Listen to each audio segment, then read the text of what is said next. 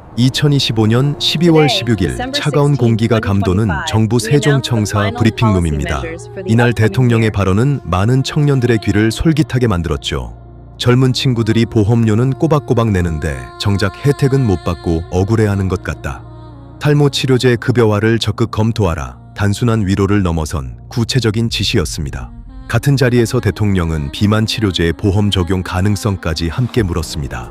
그동안 미용의 영역이라며 건강보험이라는 울타리 밖에 머물던 탈모와 비만이 단 한순간에 생존과 치료의 영역으로 격상되는 순간이었는데요. 당연히 환영하는 목소리가 터져 나왔지만 동시에 어딘가 서늘한 긴장감도 감돌았습니다. 우리가 낸 보험료로 내 머리카락을 지킬 수 있다니 당장은 솔깃합니다. 하지만 세상에 공짜 점심은 없다는 격언처럼 이 새로운 혜택 뒤에는 누군가가 반드시 지불해야 할 거대한 청구서가 숨어 있습니다. 오늘 우리는 그 청구서의 수신인이 과연 누구인지, 그 액수는 얼마인지 냉정하게 계산기를 두드려 보려 합니다. 거울 앞에 선 20대 청년의 한숨 한 번쯤 보신 적 있으실 겁니다. 취업 스트레스로 머리는 빠지고 불규칙한 식사로 체중은 불어나는데 병원 문턱은 너무 높기만 하죠. 내가 매달 내는 건강보험료가 얼만데 정작 내가 아플 땐 아무런 도움도 못 받는가라는 박탈감. 정부가 이번 카드를 꺼내든 건 바로 이 지점입니다. 실제로 보건복지부 장관은 그동안 생명과 직결되지 않는 미용 목적의 치료는 건보 적용이 어렵다는 원칙을 고수해왔습니다. 하지만 대통령의 발언은 이 견고한 원칙에 균열을 냈습니다. 청년 세대의 지지를 얻고 그들의 경제적 부담을 덜어주겠다는 정치적 판단이 기존의 의학적 판단 기준을 흔들기 시작한 겁니다. 이 정책의 출발점은 분명 청년 세대의 억울함 해소라는 선한 의도입니다. 하지만 문제는 이 위로가 말로만 끝나는 것이 아니라 건강보험 재정이라는 거대한 돈 주머니를 열어야 한다는 데 있습니다. 억울함을 풀어주는 비용이 과연 감당 가능한 수준일까요? 이제 시선을 감성에서 이성으로 현실적인 장부로 옮겨보겠습니다. 단순히 약값을 깎아주는 문제가 아닙니다. 이것은 사회적 합의의 기준선을 다시 긋는 작업입니다. 탈모와 비만을 질병으로 인정한다면 그동안 미용으로 분류되어 참아왔던 수많은 피부 질환이나 성형 관련 시술들은 어떻게 해야 할까요? 판도라의 상자가 열리기 직전 우리는 그 안에 무엇이 들어있는지 확인해야 합니다. 새로운 짐을 싣기 전에 지금 우리가 타고 있는 배의 상태부터 점검해 볼까요? 2025년 대한민국의 건강보험은 이미 만선입니다. 급격한 고령화로 병원을 찾는 어르신들은 매년 최고치를 경신하고 있고 암이나 희귀 질환 같은 중증 치료비 지원에도 연간 수조 원이 쉴 새 없이 빠져나가고 있는 실정입니다. 재정 전문가들은 경고등을 켠 지 오래입니다. 들어오는 돈보다 나가는 돈이 많아지는 적자 구조가 고착화되고 있기 때문이죠. 이런 상황에서 재정이 부족해지면 선택지는 잔인할 정도로 단순합니다. 여러분의 월급에서 보험료를 더 떼어가거나 세금으로 부족분을 메우거나 아니면 다른 보장을 줄이는 수밖에 없습니다. 특히 우리나라는 MRI나 초음파 같은 검사 비용도 급여화하면서 이미 지출 구멍이 커진 상태입니다.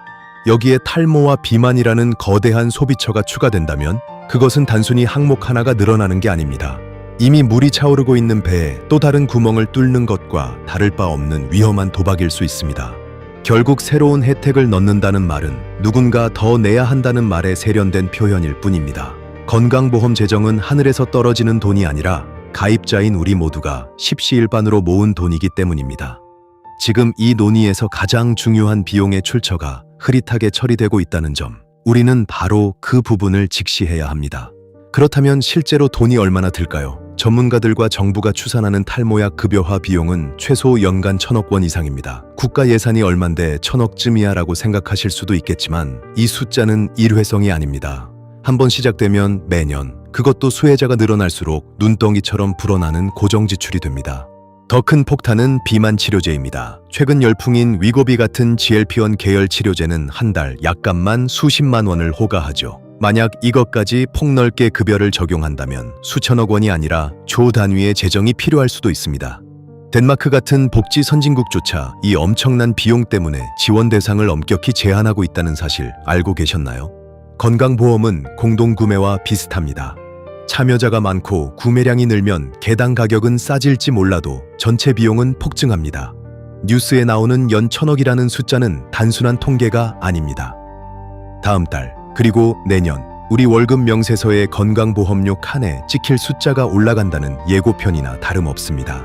지금 당장 내 주머니에서 나가는 약값이 줄어드니 이득이라고 생각하기 쉽습니다. 하지만 경제학에는 보이지 않는 비용이 존재하죠. 급여화로 인해 제약사들이 약가를 올리거나 과잉 처방이 늘어나는 부작용까지 감안하면 우리가 사회 전체적으로 치러야 할 비용은 상상 이상일 수 있습니다. 여기서 가장 뼈아픈 대목은 바로 세대 간의 청구서 돌리기입니다.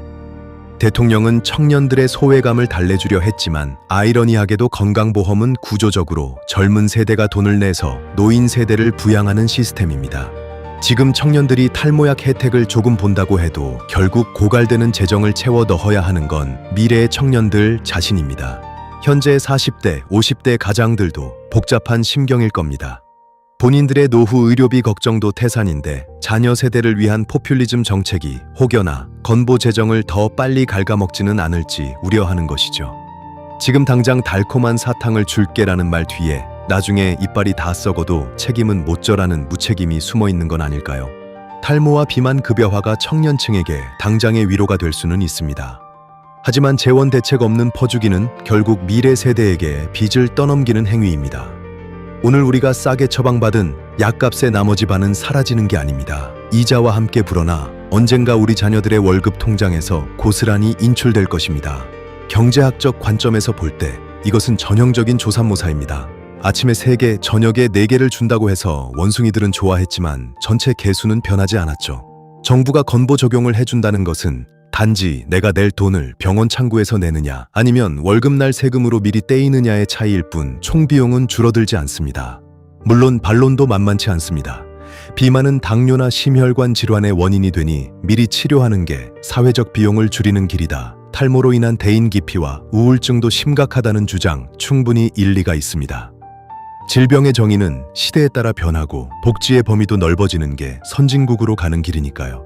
하지만 우리는 자원이 무한하지 않은 현실에 살고 있습니다. 지금도 암 병동에는 수천만 원짜리 신약이 보험 적용이 안 돼서 발을 동동 구르는 환자들이 있습니다. 생사가 오가는 질병과 삶의 질을 높이는 질병, 이 잔인한 우선순위 싸움에서 탈모와 비만이 과연 암이나 희귀 질환보다 앞설 수 있을까요?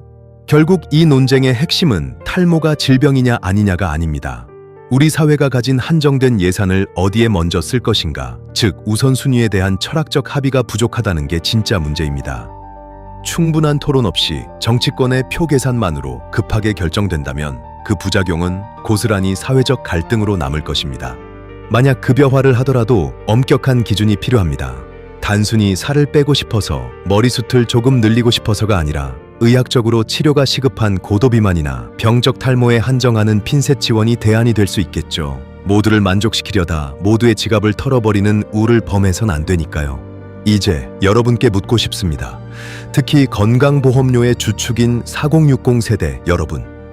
매달 나가는 보험료가 몇만 원 더 오르더라도 우리 사회가 탈모와 비만까지 책임지는 것이 옳다고 보십니까? 아니면 생명과 직결된 중증 질환에 집중하고 미용 성격이 짙은 영역은 개인의 몫으로 남겨둬야 할까요? 분명한 건 재원 없는 복지는 환상이라는 점입니다. 정치인들은 당장의 표를 위해 달콤한 약속을 쏟아내지만 그 뒷감당은 고스란히 납세자의 몫입니다. 우리가 이 문제에 대해 날카롭게 따져 묻지 않는다면 2026년의 고지서에는 우리가 동의한 적 없는 금액이 찍혀 있을지도 모릅니다. 탈모도 비만도 당사자에겐 큰 고통입니다. 그 고통을 사회가 나눠지는 건 필요하죠. 다만 그 비용이 어디까지 그리고 누구의 지갑에서 나가야 하는지에 대한 치열한 토론 없이 보험으로 해주겠다는 말은 위험합니다.